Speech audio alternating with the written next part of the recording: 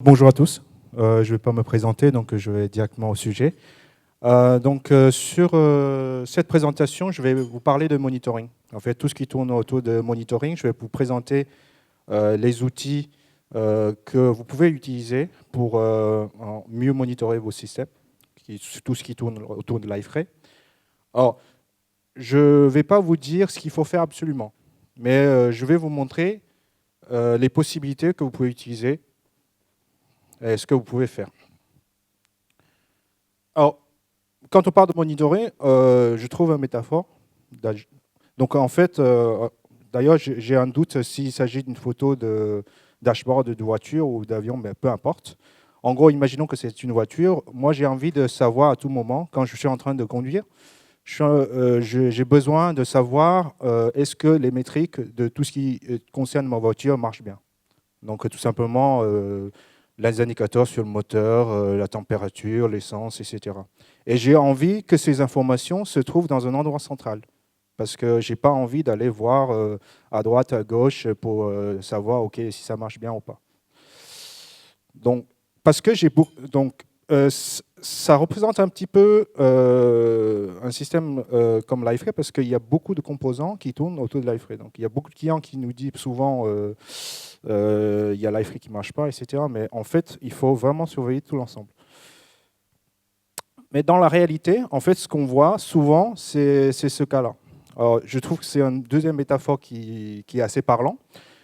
C'est parce qu'aujourd'hui, les exploitants, en fait, sont pas, la plupart du temps, ne sont pas une seule personne. Ce sont une équipe qui s'occupe, chacun sa spécialité. Et quand il y a quelque chose qui ne marche pas, ou quand il y a quelque chose qui devrait être, quand on essaye de tuner leur performance, ben, chacun a ses idées. Et en fait, chacun voit seulement une partie du système. Donc c'est un peu comme cette image qui représente 6 non-voyants qui essayent de toucher une partie de l'éléphant pour décrire ce que ça ressemble à un éléphant. Donc, dans Liferay, bon, je présente une architecture un peu classique de Liferay, hein, donc ce n'est rien d'extraordinaire. En plus, on a des serveurs web en cluster, on a des serveurs Liferay en cluster. On a une base, etc. D'ailleurs, j'ai oublié, je n'ai pas représenté tout ce qui peut tourner autour. Donc en fait, il faut surveiller, le challenge, hein, c'est de garder un œil sur à peu près tout.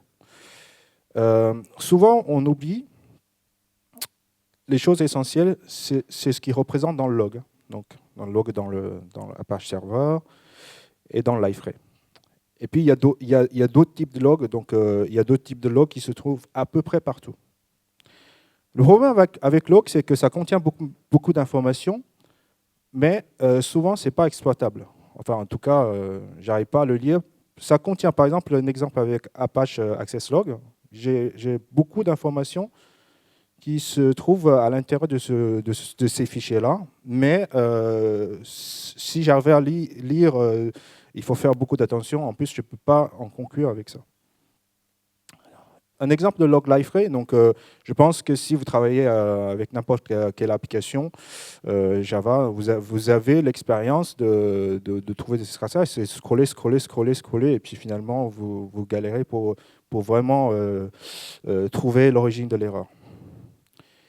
Et puis un autre cas, c'est que vous êtes souscripteur de session de Liferay Enterprise, donc vous avez un souci, vous demandez au support. Donc, de toute façon, la première chose que le support va vous demander, c'est que, OK, vous avez un problème, donnez-moi le fichier de configuration et donnez-moi les logs qui correspondent à votre erreur. Et puis, le problème, c'est que parfois, il vous demande pas seulement un fichier. Il vous dit, donnez-moi tout l'historique du fichier, et puis il va analyser, il va prendre beaucoup de temps pour analyser tout ce que je vous ai présenté jusqu'ici. Donc, en fait, la suite de l'outil, peut-être que vous connaissez déjà, hein, je pense qu'il y a un certain nombre d'entre vous qui connaissent déjà, mais je pense que je vais essayer, en fait, à travers de cette présentation, de présenter des cas réels, souvent. Donc, j'ai pas encore vu beaucoup de clients français qui utilisent ce pile ELK, mais je vais vous présenter déjà comment configurer, et puis je vais vous présenter des cas comment est-ce qu'on peut s'en servir de ELK dans le contexte Liferay. Donc, rapide présentation de tout ce qui représente ELK, donc Elasticsearch, Logstash, Kibana. Donc, Elasticsearch, en fait, c'est un moteur de recherche open source, real-time, basé sur NoSQL. Logstash, on va dire, c'est un outil d'analyse, de processing de log. Et Kibana, c'est l'outil de visualisation. C'est de l'outil de visualisation qui peut interagir avec Elasticsearch. Donc, en fait, les trois outils appartiennent à l'éditeur donc Elasticsearch. Donc, comment ça fonctionne exactement? C'est assez simple, en gros. Donc, imaginons que j'ai des serveurs. Hein. Donc, ça peut être des serveurs un peu différents, de type base de données, serveur web, Liferay. Donc, j'ai différents serveurs. Donc, j'ai le choix soit d'installer l'agent de Logstash, parce que le but du jeu, c'est de parser le log. Donc, j'ai le choix d'installer directement, mais souvent, je n'ai pas le choix. C'est parce que par exemple, je n'ai pas le droit d'installer du Java sur un serveur web. Et Logstash a besoin du Java pour fonctionner. Donc, pour résoudre ces problèmes-là, on a ce qu'on appelle Logstash Forwarder. En gros, c'est un agent qui permet d'envoyer, de récupérer le log et d'envoyer à Logstash, au serveur Logstash que vous allez mettre en place à part. Donc, il va envoyer ces logs à Logstash. Après, Logstash, il va faire tout le processing de log pour que le résultat soit un peu plus structuré et plus compréhensible. Et il va l'envoyer à Elasticsearch pour qu'il puisse les indexer. Et puis, pour les administrateurs, on va utiliser Kibana. Donc, on va beaucoup parler de Kibana aussi. Donc, on va utiliser Kibana pour essayer de créer des statistiques, on va dire, intéressantes qui nous permettent d'en déduire et de réagir, d'être proactifs. Sur ce sujet, en fait, jusqu'ici, en fait, ce que je parle, vous pouvez faire avec ce stack, avec tout type de log. Tout type de log qui respecte en fait l'expression régulière, tout ça. Mais aujourd'hui, je vais plus parler, parce qu'il s'agit quand même d'une rencontre technique qui tourne autour de Liferay. Donc, je vais parler ce qui concerne en fait le plus proche de Liferay. Donc, je vais vous parler de Apache Log et Liferay. Alors, tout d'abord, avant d'analyser les logs, j'ai besoin de préparation de logs. Donc, ne notez pas, parce que en fait, déjà, c'est très long et je pense qu'il sera sur le net après le symposium. Donc, et ça, c'est juste pour vous rappeler que ça, c'est des choses. Donc, je vais vous passer un petit peu quelques snippets. Et en fait, c'est des configurations qui sont vraiment utilisées en production chez nos clients, pas mal de clients aux États-Unis. Donc, vous pouvez le prendre, c'est bien testé. Donc, vous pouvez faire copier-coller après. Donc, préparation. Donc, préparation de log Apache. Déjà, parce qu'en fait, Apache me donne beaucoup d'informations. Donc, il faut que je dise, OK, à Apache, de me produire ces informations dans ces logs. Parce que sinon, si je n'ai pas ces informations dans le log, je ne vais pas pouvoir le processer après. Donc, tout ce qui est classique, hein, je ne vais pas mettre référeur, chemin, etc. Donc, ce qui est intéressant là-dedans, c'est le timing. Donc, combien de temps ça va me prendre pour une réponse, la taille. Et puis, il y a des informations, par exemple, si vous utilisez SiteMender, vous pouvez éventuellement donc enregistrer le cookie, donc ce n'est pas par défaut dedans. Donc, vous pouvez éventuellement enregistrer le cookie utilisateur là-dedans. Donc, quand vous avez un problème, quand l'utilisateur il vous appelle, OK, j'ai un tel problème, donc là, vous pouvez utiliser Kibana de récupérer directement, à l'aide de ces informations, son ID, etc. Et après, dans Liferay, donc vous pouvez faire une recherche de base pour trouver son nom, etc. Et après, dans Liferay, vous pouvez faire impersonate pour voir ce qui se passe vraiment et s'il y a quelque chose qui ne va pas. Dans le cas où vous n'utilisez pas Tomcat, vous n'utilisez pas Apache Web Server, vous utilisez d'autres choses, Tomcat JBoss, directement ou autre chose WebSphere. Donc, en tout cas, en ce qui concerne Tomcat JBoss, vous pouvez, c'est pas par défaut activé, je crois. Donc, vous pouvez faire la même chose avec un composant qui s'appelle Valve. Donc, vous mettez la même chose dedans et vous aurez. Donc, d'ailleurs, c'est mes exemples. Mes exemples là-dedans, si j'ai le temps de faire des exemples, je le produis directement avec Tomcat parce que c'est plus facile. Alors, donc, une fois on a préparé le log, donc, on va laisser Logstash faire l'analyse de ces fichiers log pour moi. Donc, en gros, il se passe en trois étapes. Donc, tout d'abord, il va décider quelles sont mes entrées. Après, je vais définir tout un tas de règles d'analyse. En fait, ça s'appelle filter, mais c'est d'analyse. Et après, à la fin de l'analyse, je décide où est-ce que je dois envoyer. Donc, dans notre cas, ça va être Elasticsearch. Donc, un petit exemple ici, donc là, l'entrée, c'est de dire, OK, par exemple, là, ici, j'ai deux entrées de deux répertoires de fichiers Liferay. Donc, sur ce serveur-là, j'ai installé deux Liferay. Et j'ai installé, dans ce cas-là, j'ai installé Logstash sur le même serveur que Liferay. Donc, je n'ai pas besoin de faire ce qu'on appelle le Logstash Forwarder, donc dans le cas où je suis autorisé. Dans le cas où je ne suis pas autorisé, donc là, je suis obligé de faire de Logstash Forwarder. C'est plutôt le slide suivant. Donc, en gros, ce que je vais dire, donc là, ce qui est en haut, c'est sur le serveur Liferay. Donc, je vais dire, OK, quel type de fichier que je souhaite envoyer au serveur Logstash. Donc d'ailleurs, je récupère deux types de fichiers, donc log Apache et log Liferay. Et d'ailleurs, je peux, en faisant ça, je peux déjà, dans un premier temps, les catégoriser. Donc, je peux les taguer pour dire, OK, ça vient de tel serveur, etc. Parce que le but du jeu, après, c'est de non seulement agréer, et de localiser éventuellement s'il y a un problème. Donc, après, la partie en bas, ce n'est ni plus ni moins le côté Logstash pour dire, OK, comment je réceptionne les fichiers. Et puis, donc, il y a un petit protocole SSL là-dedans. Donc, la partie filtre. Donc, ça, c'est vraiment la partie, on va dire, principale de Logstash. Donc là, c'est un exemple Apache. Le but, je ne sais pas pour vous expliquer tout, mais en gros, tout ce qui est en fait, c'est de faire le mapping par rapport au format de log que j'ai envoyé avant. Et je dois le construire. Donc, une autre information assez intéressante, c'est que j'ai envie de savoir quand est-ce que l'événement s'est déroulé. Donc, je récupère le temps également, le timing.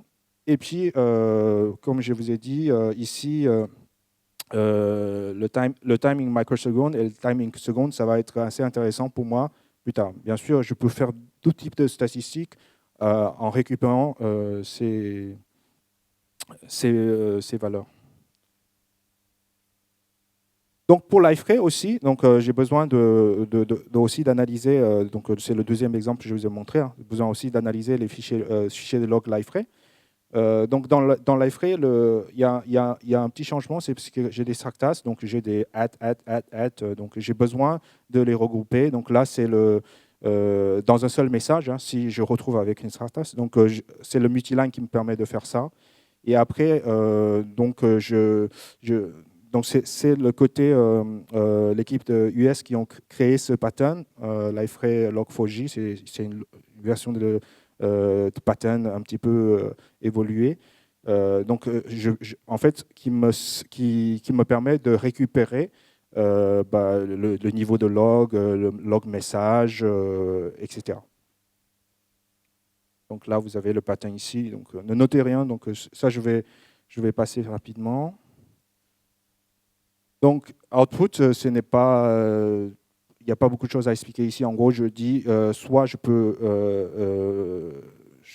faire output en tant que fichier, ou je peux envoyer output à Elasticsearch. Donc là, c'est le cas ici. Donc, déjà, après le filtrage, donc après Logstash, on a déjà un premier niveau d'information qui est assez intéressant.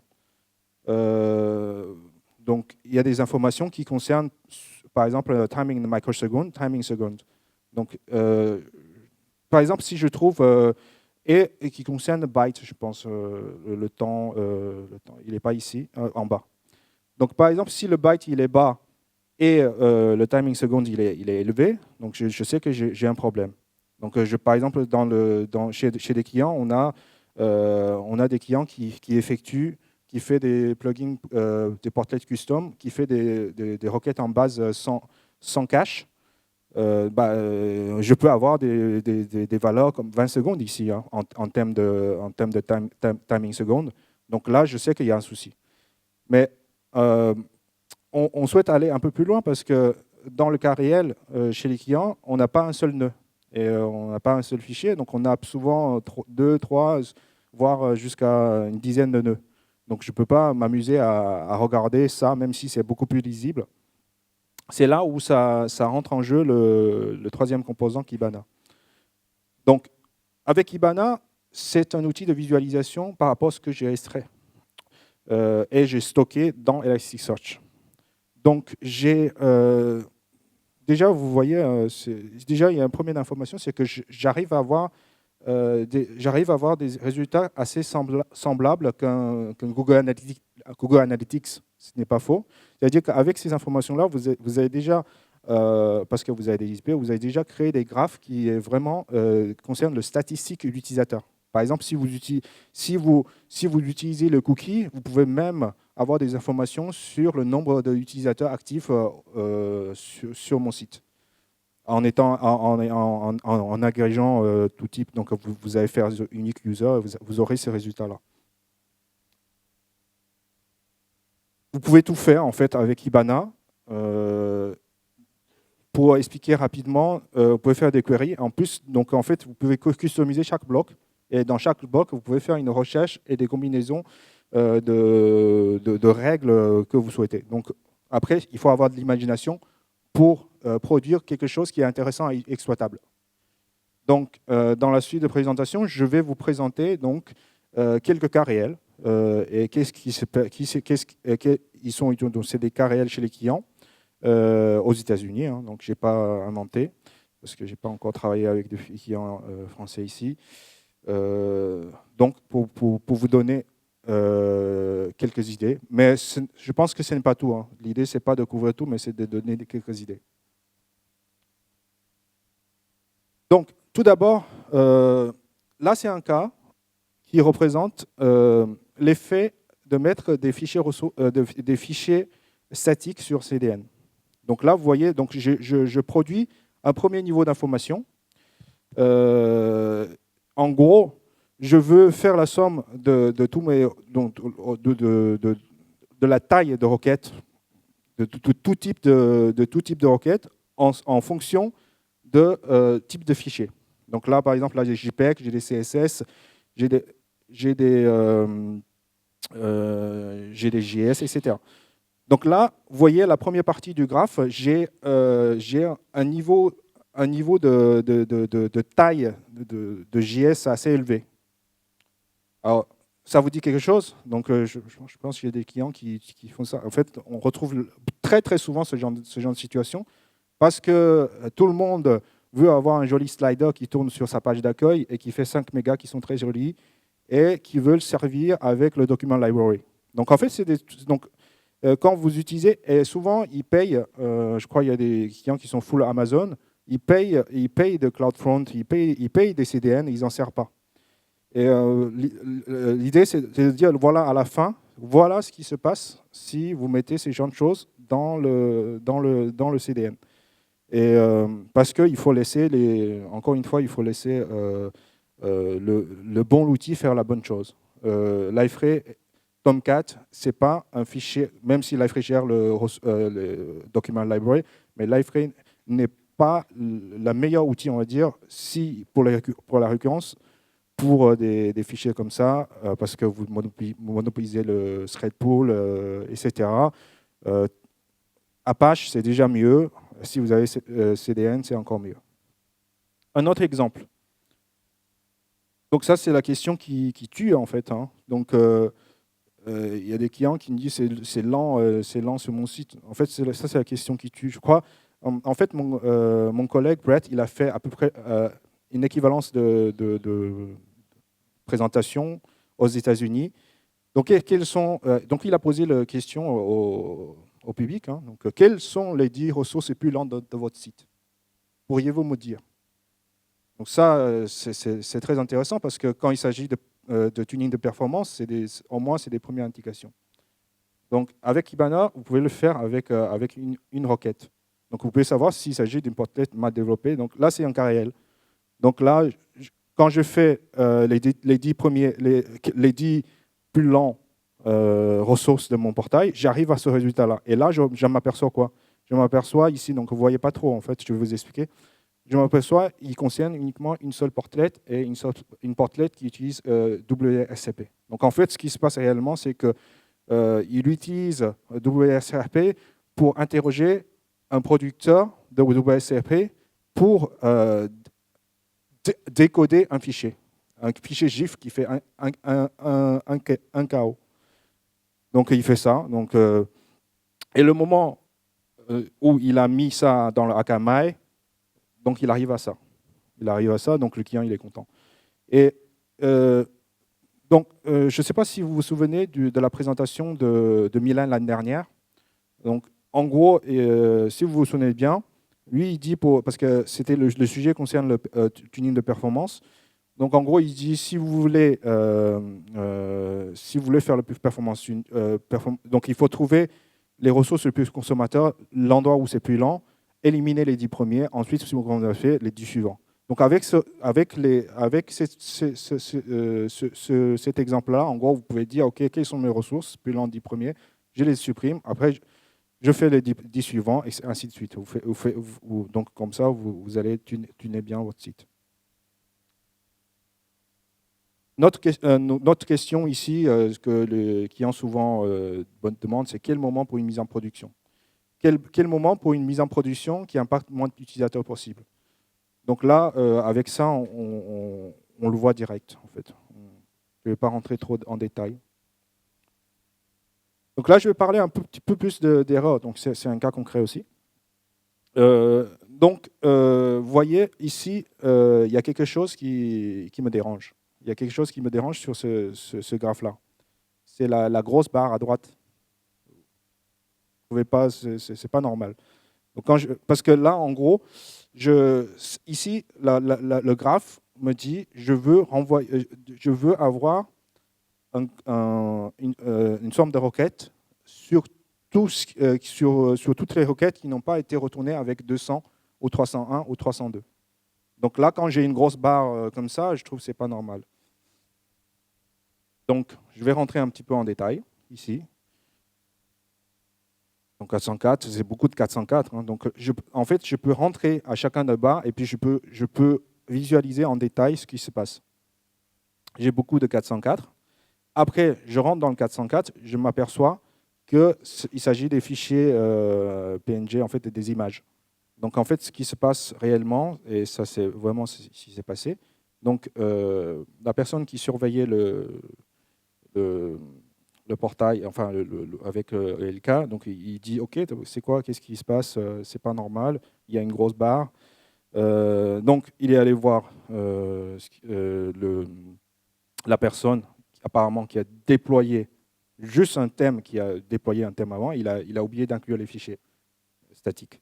Donc, il se passe. Et là, en fait, en utilisant ce genre d'outils, il a même. Ce que je veux dire ici, c'est que vous utilisez ce genre d'outils de surveillance, vous pouvez être proactif. Parce qu'en fait, tout de suite, il a redemandé un packaging de ce plugin-là et il a réussi à comment dire, résoudre le problème avant que tout le monde s'en ait aperçu. Concernant le log Liferay, donc 2-3 mots. Donc ça c'est un exemple de format de log Liferay extrait. Quelques commentaires ici. Qu'est-ce que je peux utiliser pour les formats de ici. Donc, je peux en fait avoir pas mal d'informations si j'analyse le log liferay. Donc, déjà les erreurs, et puis le moment de déploiement de portlet, et puis l'utilisation de contrôle panel. Donc, je peux savoir très très facilement à quel moment le contrôle panel a été plus souvent utilisé. Donc, ce qui concerne le back-office et ce qui va me permettre de, de décider si j'ai besoin de faire une plateforme de staging à part pour les contributeurs. Donc, maintenant, j'ai parlé, j'ai fait un tour sur le LK, donc tout ce qui concerne le log. Donc, la question que je me demande ici, c'est que est-ce que monitoring égale log? Parce que mon idée, souvenez-vous l'image de début, parce que mon idée, c'est d'avoir un endroit centralisé où je peux avoir toutes ces informations. Donc, la réponse c'est non. C'est que là, il y a des choses que les logs peuvent me dire. C'est quoi? C'est OK, voilà les pages qui sont lentes. Mais après, pourquoi? Je ne sais pas. Donc, c'est pour ça que je suis obligé, si je veux avoir une vue d'ensemble de tout ce qui se passe, j'ai besoin d'aller un peu plus profond là-dedans. Donc, il y a un nouveau marché qui s'appelle APM, donc c'est Application Performance Monitoring. Donc, c'est des outils de. Donc, je vais vous présenter un petit peu rapidement. Et je vais aussi présenter. Je vais passer les slides rapidement. Si j'ai la connexion, j'essaie d'aller dessus. Comme ça, je peux commenter un petit peu. Parce que j'ai un POC aussi. Donc, ces outils, il y a des avantages. C'est assez facile à installer. Donc, on a déjà des clients qui utilisent déjà. Hein. Donc, il suffit d'installer un agent en fait sur vos serveurs Liferay. Après, il va envoyer des métriques. Donc, vous pouvez aussi installer des agents sur le serveur physique. Il va aussi envoyer des métriques. Donc, il n'y a rien à installer au niveau monitoring, si vous voulez. Après, si vous avez comment dirais-je, si vous voulez pas d'envoyer vos informations sur le cloud, vous avez aussi le stockage local qui est possible, une offre installation sur vos serveurs. Là, ici, l'idée aussi, c'est de récupérer. Donc, souvent, ces offres possèdent un avantage. Je ne suis pas ici pour faire la promo, mais je vous présente ce que vous pouvez faire. Donc, il y a souvent l'équivalence sur le côté open source aussi. Donc, ces avantages, c'est que vous avez besoin uniquement de payer une licence et vous avez la possibilité de monitorer toutes les applications de tous vos serveurs. Et l'idée de jeu aussi, l'idée aussi derrière, c'est aussi avec un endroit central, vous arrivez à avoir une vue 360 degrés sur tout ce qui se passe.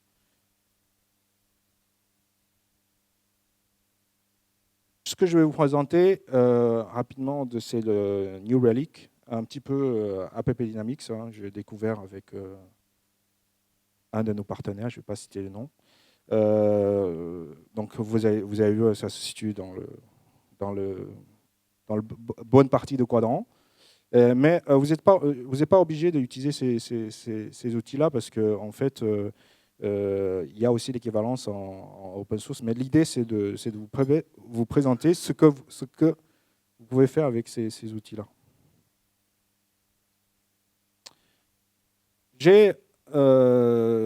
Imaginons que j'ai ELK qui me dit les pages sont lentes, les pages sont très lentes, mais j'en ai 50 ou j'en ai 60. Qu'est-ce que je fais? Donc là, je ne peux pas aller à l'intérieur de chaque page pour essayer. Donc il y a un problème sur un composant spécifique. Donc c'est là où je dois un petit peu rentrer dans le détail au niveau transactionnel. Donc ça, c'est le New Relic, par exemple, il peut vous dire ça. Donc là, vous pouvez dire, OK, quelles sont les transactions web, les transactions web qui sont les plus lentes sur votre serveur. Et en plus, donc, si vous rentrez dans chacune transaction, vous avez en fait une image assez concrète sur le temps perdu, enfin le temps consommé sur chacune des parties, donc au niveau chronologie. Donc vous allez voir, ok, est-ce que c'est le GSP, est-ce que c'est au niveau base, est-ce que c'est au niveau filtre, etc. Donc souvent, par exemple, si le support il vous conseille parce que la réponse de support souvent systématiquement, c'est de vous dire de désactiver les filtres quand vous avez un problème de votre perf. Mais après, vous pouvez se dire, ok, ça représente seulement ça, donc ça ne va pas forcément m'aider. Au niveau base, donc une fois je peux avoir aussi une vue de cette manière. Donc là, c'est un exemple concret aussi. Donc en fait, est-ce que quand je vois un problème, parce qu'en fait, ces outils-là, ils possèdent aussi un avantage, c'est que vous pouvez configurer les métriques J'ai 5 minutes, je pense que je n'ai pas le temps de faire le démo, mais je vais essayer d'aller au bout. C'est d'essayer, ces outils, vous pouvez configurer en fait des seuils de limites que vous souhaitez définir pour dire, OK, à partir de quel moment, par exemple, les transactions plus de 2 secondes, merci d'envoyer un mail. Donc là, je peux être notifié. La même chose ici. Par exemple, si j'ai quelque chose qui se passe mal, j'ai envie d'être notifié. Après, c'est pas chaque fois que j'ai une notification, il se passe quelque chose de mal. Donc il faut rentrer aussi en détail. Donc pourquoi ils sont lents? Donc là, ici, par exemple, j'ai une grosse barre rouge. J'y vois web server servlet.service 7 secondes. Donc j'ai dit, mais j'ai mal développé un truc ou mal configuré. Donc il se trouve qu'ici, c'est normal parce que il s'agit d'un téléchargement d'un fichier de PowerPoint qui fait 7 mégas. Donc là, je peux mieux accepter ce genre de configuration, donc c'est de mieux interpréter. Donc au niveau base, donc je vais tourner au prochain slide. Donc au niveau base, c'est aussi très intéressant. Donc là, je peux aussi regarder, par exemple, les requêtes en base qui sont plus consommateurs en temps. Donc là, par exemple, ici, j'ai un select sur le ressource permission qui me prend énormément de temps. Donc là, il s'avère que ici, ça concerne la non-installation d'un patch. Donc sur le ressource permission. Donc du coup, ils ont ce problème-là. Quand ils ont installé ce patch-là, ils ont fini par ne plus avoir ce problème. Les services externes. Donc, ces outils vont aussi vous permettre de monitorer avec une vue ensemble tout ce qui tourne autour de Liferay, en fait. Donc là, vous avez base, vous avez logging. Donc, admettons que vous avez développé un custom logging. Vous avez un LDAP, vous avez quoi que ce soit. Donc là, avec ces outils-là, vous pouvez savoir exactement où est-ce que vous avez perdu de temps. Donc ça, c'est un exemple qu'on a vu la semaine dernière. Chez un client. Donc là, il y a un problème de solar. Donc là, je peux voir exactement. Donc là, je peux voir exactement. Ok, le problème, il n'est pas normal. Il est très très élevé au niveau temps. Il y a, moyenne de réponse concerne solar. Après, concerne le JVM. Donc ça vous allez peut-être me poser la question, mais qu'est-ce qui se différencie ici ces outils-là par rapport à un outil que par exemple Probe, Tomcat Probe, qu'on utilisait dans le passé. Là, c'est un exemple. En gros, je n'ai pas l'exemple parce que je n'ai pas pris vraiment la bonne copie d'écran de la vraie prod. Donc ça, c'est mon instance de test.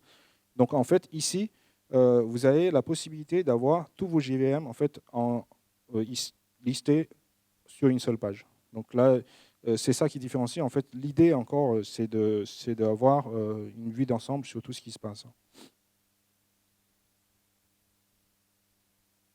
Donc ça, c'est un autre exemple réel. On a vu que d'ailleurs, le fait que ça a monté. Donc ici, on a changé. Ici, on a augmenté. Donc on n'a pas trop testé. Donc ici, on a changé. On a doublé le XMX. Et finalement, ça n'a pas trop aidé. Donc, mais malheureusement, on n'a pas. Donc, en tout cas, on sait que ce n'est pas la bonne valeur finale.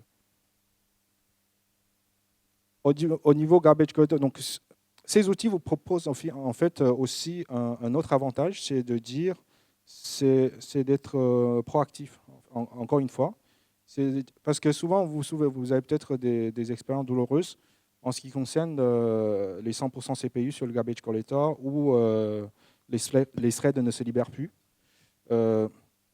Et à ce moment-là, qu'est-ce que vous faites? Donc, vous allez installer un profiler, vous allez installer UKit, etc. J'ai plus de temps, donc je vais juste prendre une minute pour finir. Donc, en fait, avec ces outils-là, vous avez la possibilité de déclencher au niveau, à distance un profiler qui va prendre 2 à 5 minutes et qui va vous permettre d'avoir ce genre de résultats. Donc là, par exemple, ici, j'ai un problème avec la base, je le sais tout de suite. Donc après, les derniers slides parlent plus des données physiques. Hein. Donc l'idée aussi, c'est de dire, OK, vous ne regardez pas uniquement un seul endroit, mais ces outils vont vraiment vous permettre de tout voir. Donc au niveau données physiques, détails réseau, disque, et, il s'avère que dans le passé, il y a des exemples où le disque I/O était saturé et on a mis beaucoup de temps pour comprendre. Donc avec ça, on peut vraiment avoir cette idée-là, être proactif. Donc, je reprends cette image. En fait, la phrase de ma presse se résume à ça, en fait, get the whole picture, donc avoir vraiment une image d'ensemble. Enfin, merci beaucoup.